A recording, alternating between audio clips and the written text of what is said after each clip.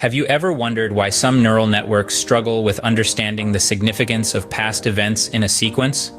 This is due to a limitation in traditional recurrent neural networks, or RNNs, known as the vanishing gradient problem.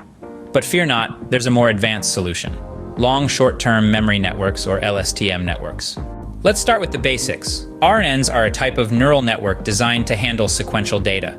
They carry a hidden state that updates at each time step, allowing them to remember past inputs to influence future predictions.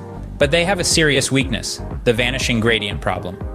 As they train and the gradients of the loss function become extremely small, they struggle to learn from distant past information. The gradients effectively vanish, and the network forgets important context. Enter LSTM networks, the knight in shining armor for our vanishing gradient problem. LSTMs offer a more complex and structured memory mechanism compared to traditional RNNs. The heart of an LSTM cell is the cell state, which serves as the primary memory. This state can store and carry information over long sequences, sidestepping the issue of vanishing gradients. But it's not just the cell state at play. We also have the hidden state, which is the output of the LSTM cell.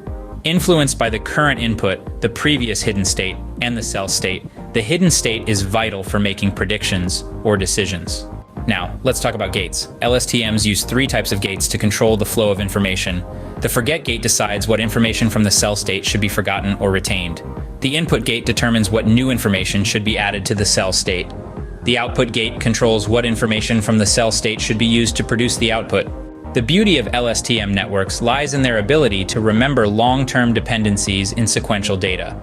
The cell state can store information over many time steps, and the gates allow the network to selectively update and read from this memory. This makes LSTMs particularly suitable for tasks involving complex temporal patterns, such as natural language processing, speech recognition, and time series forecasting. So, to wrap things up, LSTM networks are a specialized type of RNN designed to overcome the vanishing gradient problem and better model long-term dependencies in sequential data.